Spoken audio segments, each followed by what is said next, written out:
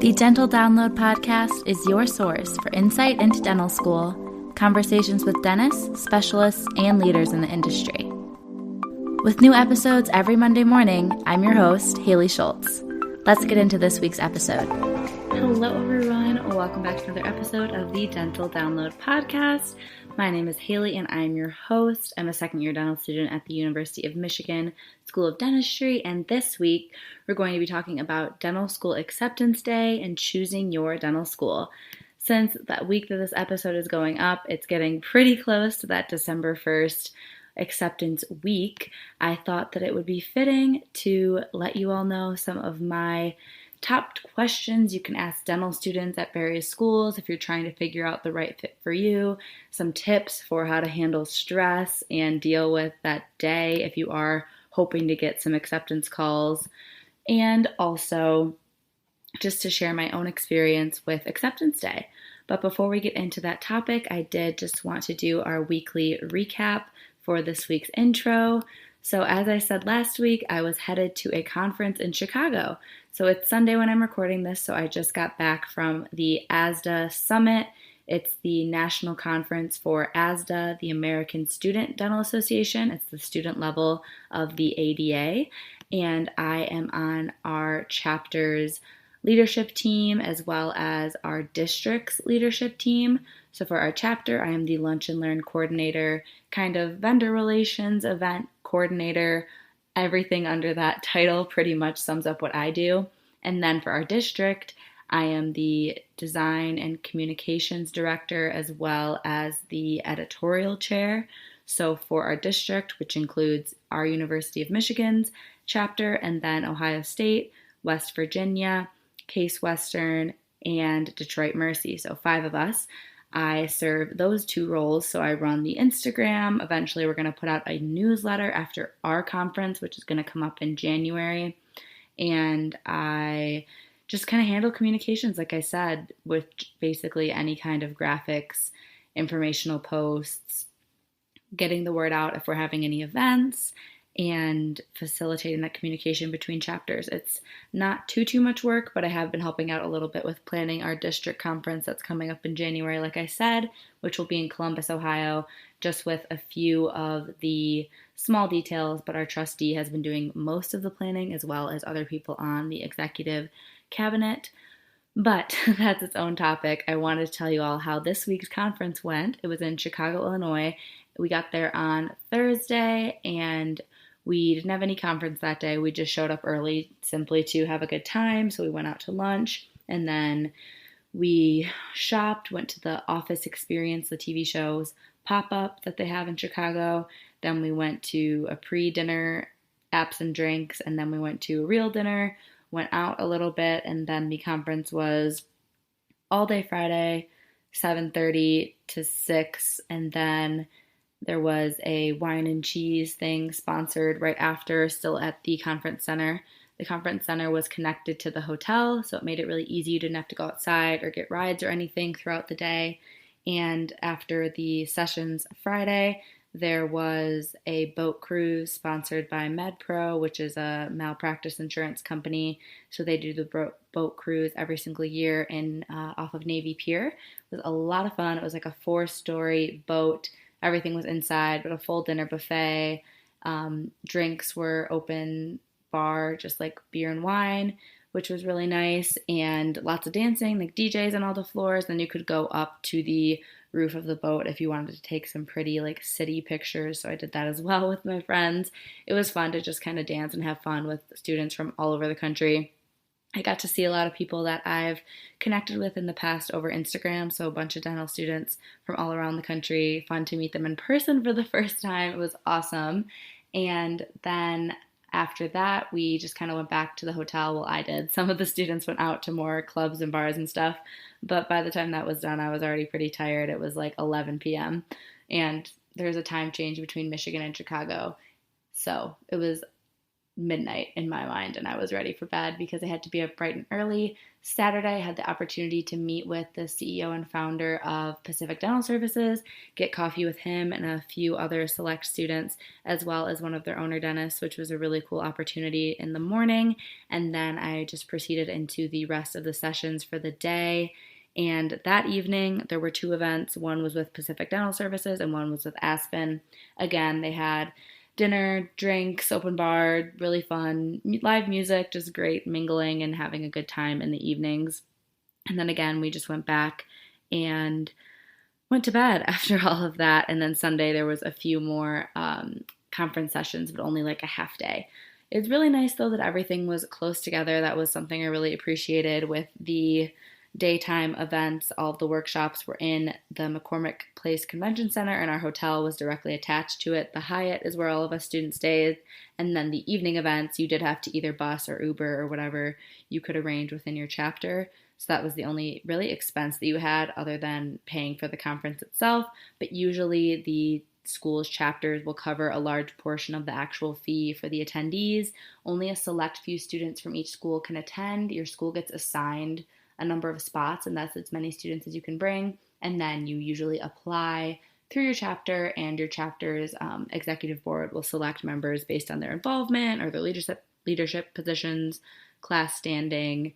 Rooming is another thing you have to consider because we brought 4 girls and 4 guys because we shared 2 hotel rooms. So that's another factor that was considered and everything. But it was a really, really fun time. It was fun to get to connect more with our chapter members, meet people in our district before we see them again at the district conference, and get to meet dentists, vendors, really just a lot of mingling and a lot of really informational sessions. Some of my favorites were about branding, social media, working in private practice, dental business. Those were the sessions that I was most gravitated towards, but they had a bunch of different topics. There's usually like 3 per time frame, and the sessions are either 45 minutes or an hour and 45 minutes, and then you just pick which one you want to go to. And then there's like a 15 to 30 minute break, and then you head over to the next session. That's typically how it works, and that's pretty much from 8 to 5. Friday and Saturday. So very full days, tiring days, because like I said, you have breakfast before, and then you also go out in the evenings for the sponsored parties. It was totally a blast, but I'm definitely tired, and it's perfect timing because going into this week, I just have class on Monday and then virtual class on Tuesday, so I only need to be in person 2 to 5 this coming Monday, the 22nd, for SimLab. We're going to be milling CEREC scanned crowns, which is going to be really exciting, and then we'll get to seat them on our Typodonts, so actually like cement them into place next semester. But I'm milling mine now. I'll be the first one in my row to go. We had to like volunteer 1 per row per class session until the semester is over, and since I knew a lot of people would be out of town, I volunteered since I live close. I'm getting picked up tomorrow night to go home for Thanksgiving. I'm super excited to have some time with family. My parents are back in town from Florida, and my sister is in. She also lives out of town, so it'll be really great to have everyone back in our family home in Michigan, see my extended family, hang out with my boyfriend, his friends, his family, see some of my own friends from back home, from college, all of that. So I'm really looking forward to the holidays, really looking forward to a little bit of break from school. We don't have much going on academically in terms of exams and assessments until finals. We do have a practical coming up in a couple weeks. That'll be our last one. It is the provisional crown and crown preparation for 213. And then we have 2 weeks of final exams that I'm preparing for that are the 2nd and 3rd week of December. But I did also, I know this is a long intro, but I don't think the main episode is all that long anyways, want to let you all know how the last practical went, because I told you once I got my grade back, I would let you know how it went. But that was a crown prep for 30 and then a provisional, which is like a temporary restoration that we make out of acrylic. But as I said, I was not happy with the way it turned out. I wasn't sure if I was even going to pass because I just thought a lot of the grading criteria areas were really poor. I didn't do a good job on a lot of things, but the main thing and the thing that automatically fails you is if your occlusion is high, and I knew mine wasn't, so I was thinking I'd probably just sneak in there with a low score. But I actually ended up with a B+, which was super surprising, and I was, like I said, pleasantly surprised. I don't necessarily feel as though I earned that grade per se, because I can look at my crown. I have videos of it from when I turned it in, and I feel like the margins were more open than maybe they scored me for. Like, I'm grateful that I have more points in my grade, and hopefully we'll have a better grade in the class, but I did pass, so that is exciting. I was hoping I would pass. I feel like I probably did deserve to pass. I'm happy with it, but I didn't necessarily think I would get that high of a score. I'm not complaining, but I'm just saying that this is, I think, a testament to the fact that I do think they grade quite a bit easier, this D2 Sim Lab, than they did our first year. But I think that's everything for this week's intro. So let's get into the main episode, where I'm going to talk to you about acceptance day and choosing your dental school.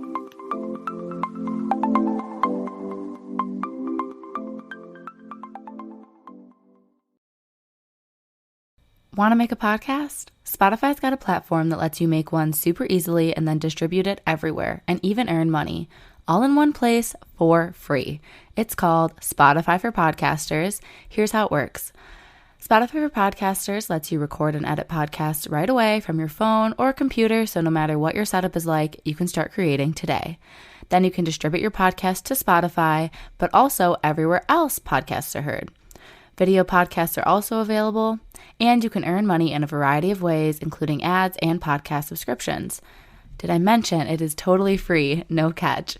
I've been using Spotify for Podcasters since the very beginning of my show, and now we're nearing our 200th episode, so I can definitely say it's an easy platform, and I've really loved using it. So be sure to download the Spotify for Podcasters app or go to www.spotify.com/podcasters to get started.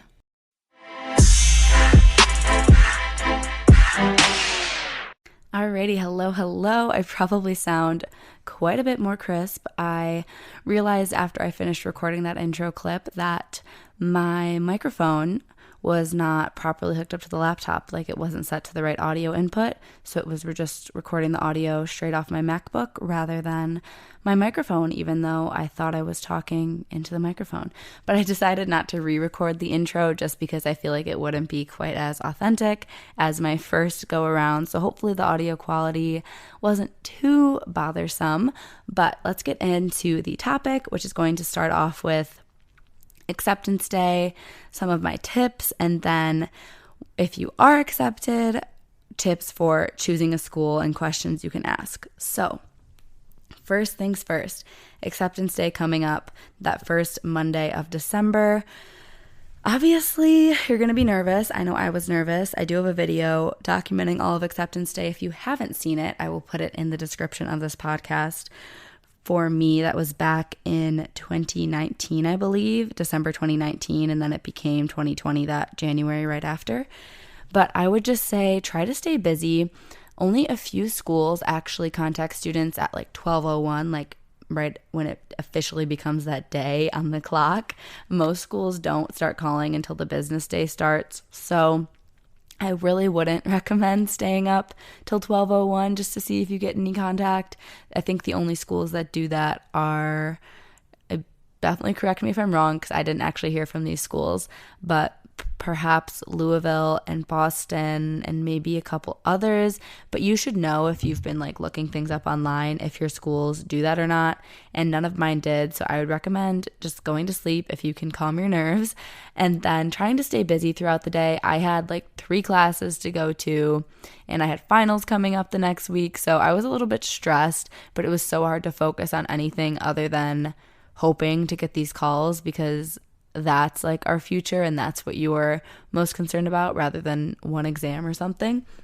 But try to stay busy. I know I kind of sat around for a little bit at the start of the business day, like 8 a.m. and then it was 9 a.m. and I was like, okay, I'm going crazy just staring at my laptop, refreshing the AdSense page. So I would recommend going to do something, whether that's like going to a coffee shop with a friend, going to your school just to do work, actually showing up to your classes for sure.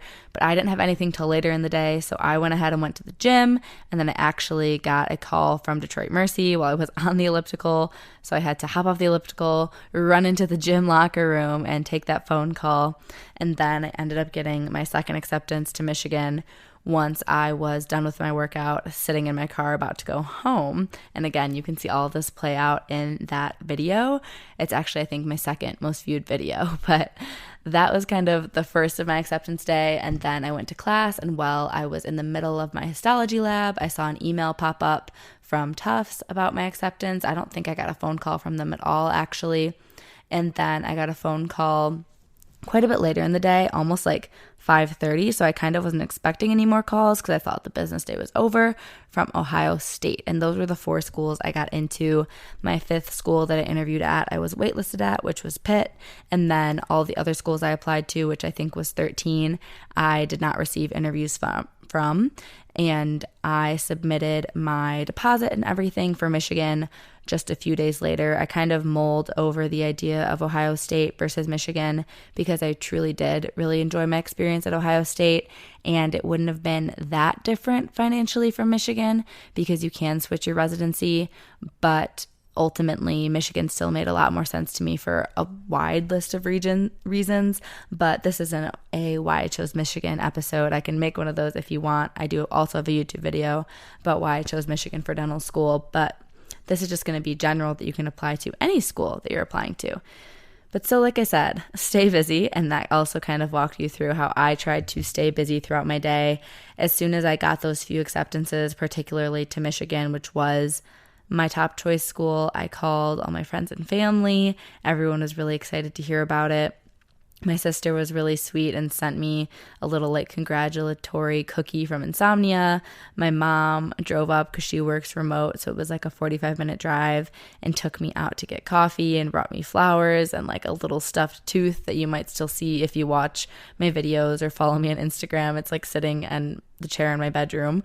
And I would also recommend, even if you're not someone that does social media, just to like take photos or just do like put your phone's video on like anytime you're checking your email or if you're getting that phone call, because I think you would really love just to look back at the memories. So whether or not you're going to post it or share it with anyone, I would think it's really fun to document that day for yourself, just to have in your own memories. And the most important thing I think I can share with Acceptance Day, again, this is for people that have already had at least one interview and are hoping to hear back that first day. The advice for someone that hasn't had an interview yet is similar, and it's don't worry, don't stress, don't compare. That's nearly impossible, though, of course, being super transparent. I was hearing from my friends that XYZ got their Michigan call at 8:02 a.m. And I was like, wow, man, like I might not get one. Eventually I got one. I think it was like 10:15 or something in the morning. So that's 2 hours, which doesn't seem that long, but in the moment, 2 hours feels like so long. And each passing minute, it kind of goes through your head like, they're not going to pick me. Oh my gosh, they're not going to pick me. What am I going to do? But you have to have faith in yourself, and you have to have faith that just in like the goodwill of the universe, and that the right things are going to happen to you and you're going to end up at the dental school you're meant to end up at, whether or not that's your top choice. I do truly believe that things happen for a reason. So I believe that you're going to end up at the dental school that you're meant to be at. I hope that is your top choice, and I hope it's the choice that makes you the most happy initially. But regardless, I know that whatever school you get into, you're going to make the most of it. So really just try not to stress, try not to compare. So getting into the next part of this episode is going to be advice for choosing your school. First thing, a lot of you, all of you probably had virtual interviews, and I know some schools like Michigan is offering students a chance to come visit the school now after the fact on like a Saturday. But if you haven't had a chance to visit the school and to visit the city surrounding the dental school, I highly recommend doing that before you go ahead and make your final deposit or make your final decisions, because you can only know so much about a school from Google searching, from talking to students, from your interview day. You really don't know much about a community, and I would say it's not the best decision to commit to something for 4 years if you haven't at least spent a few hours in the city. Ideally, you could stay overnight or something, but I would try to go and spend some time in the area that the school is in, and hopefully the dental school would also let you come tour the building. And then the next thing is talking to students. So I have a video of mentors, dental students, and I can link that in the description. There's actually 2 parts, and there's dental students from a ton of different dental schools around the country, and you could reach out to them and see if you can find someone at the schools that you're debating between. There's also a list on DAT boot camps. I think it's called like dental admissions boot camp or dental interview boot camp or something. They have one for the application aspect, a Facebook group. And in that Facebook group, there's a list of students. My name's on there for Michigan, for example, and what class they are and what school they go to. And there's students that are more than willing to have you contact them with questions. So definitely check that out as well if you can't find someone through Instagram or through my YouTube video. And I would just say don't take one student's opinion as the end-all, be-all truth about a school, because every single student you talk to is going to have a different opinion. And I think you can kind of get a feel for which students you see yourself as the most or relate to the most, and you'll probably have an experience more similar to them. And once you talk to a lot of students, you can kind of get an overall feel for the good and the bad about every school, because every school has pros and cons. No dental school is perfect, and certain dental schools are going to be a better fit for you. But as for certain questions you can ask about, I would break this down into 4 categories. So didactic, preclinical, clinical, and lifestyle. So didactic is the lecture portion, the information you are learning about dentistry from a non-hands-on perspective. So just ask them about how their lectures are, how their grading style is, the stress levels they felt, how the professors were, if there were any classes they really loved or any classes they think are really unique about their curriculum, or any way that things are taught that they think are unique or have been particularly impactful for them. Then preclinical, some people call it preclinic, some people call it sim lab. Either way, it's usually your first 2 years, but some programs you don't really start till your 2nd year. So it's good to know about when you're getting involved in sim lab, what you're doing semester to semester, and how you're assessed. Certain schools, you don't really have practicals that are graded on how well you perform. You just have assignments throughout the semester, and it's a little bit lower stress. Certain schools like mine, you have assignments and then you also have graded practicals. So it just kind of depends. So you want to figure out the formats that they go through for their assessments. You can ask about the faculty to student ratio for preclinic. You can ask how, just in general, the atmosphere is there. Is it stressful? Is it supportive? Do students support each other? Do students help each other? Do they have access to preclinic after hours? Do they have mentorship from upperclassmen? Do they have access to help after hours from faculty maybe? And then for clinical, it's important to know when you're going to start in clinic, whether that be assisting, and then when you get your own patients, if you start with cleanings and then eventually get into the ability to do restorative work. If there's specialty departments at your dental school, how often are cases taken from you and forced to be referred to the specialty clinics? How advanced of procedures do you get to do as a D3, D4 student? Do you have the ability to ever place an implant? Do you have the ability to restore an implant? Do you have an ability to do molar endo? Do you have the ability to do complex pros? Do you have the ability to do complex perio cases? And usually if your school does have specialties, a lot of these things I'm saying you don't really get to do because the specialty students, the residents, do them. But that's not necessarily a reason to not choose the school. It's just something to keep in mind. And also, if you want to specialize, it's probably to your advantage to go to a school that has specialty programs so you can spend a lot of time in that department and start making those connections early on. Other things for clinic, you can ask how many of each type of faculty do they have. For example, right now our school is experiencing a bit of a shortage of prosthodontic faculty, which some students would tell you is negative of our clinic at the moment. And you want to know, so how many perio faculty, how many restorative faculty, how many pros faculty, what are the requirements for when you have to work with certain faculty, how much freedom do you have in your treatment planning or your choice of materials, How much of the financial insurance aspect do students handle versus the front desk or the patient care coordinator office?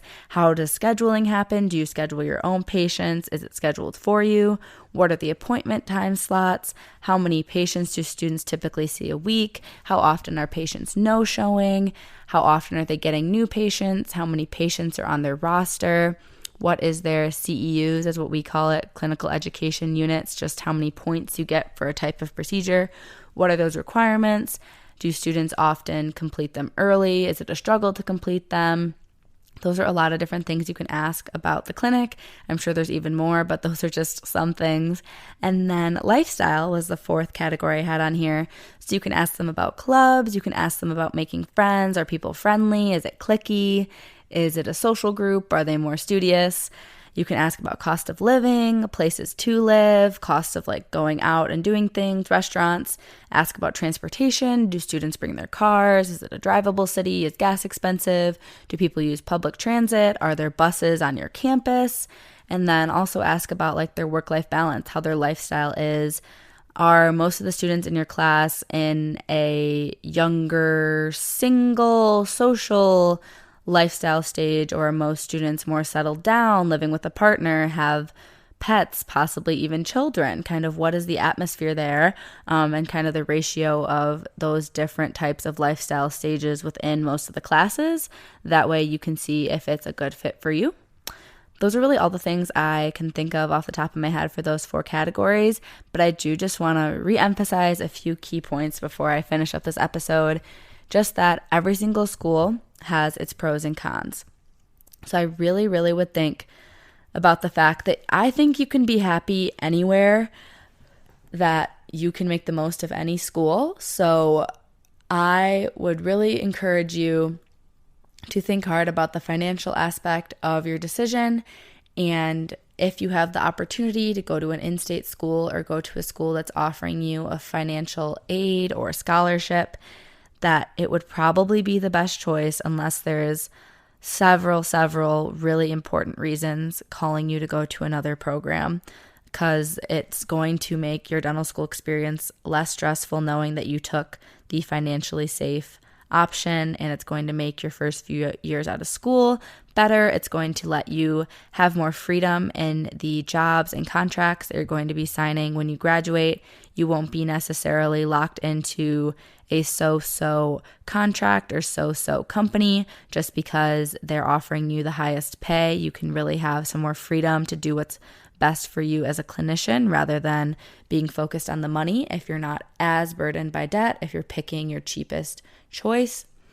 However, I think it's really important to have those lists of what things are most important to you about a program, going somewhere where you feel like you're going to be able to thrive and get what you want out of a program, and just throwing it in there for the aspect of finances. You are able to negotiate per se with a dental school. If you have admission to 2-3 schools, one school is saying your tuition is going to be $50,000 a year because we gave you a $20,000 scholarship. But another school is saying your school is going to be $65,000 a year because that's our tuition rate. Well, if you want to go to the $65,000 a year school, you can certainly call them up and say, "Hi, this is my top choice program. I would love to go here. However, I am really held back because another dental school has offered me a merit scholarship, which would make the tuition $50,000. I was wondering if you're able to match that scholarship." You can just simply ask that. I know some students that have done that. So again, it wasn't me, but I directly know people that have done that and have been able to get reduced tuition. Of course, they're probably going to need documentation for you to send them the scholarship letter from the other school. So certainly don't be trying to fib or embellish anything. But that is the end of all of the things I have to say about this topic.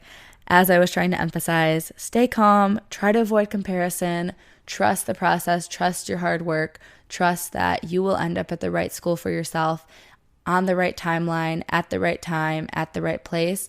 I have so much faith in all of you. I can tell by the fact that you listen to this podcast that you are a devoted student, devoted future dentist, passionate person, and you deserve this. You have earned this, and I really, really hope that you all get great news and that you're so, so excited and proud of yourselves, because you should be. You truly, truly deserve it.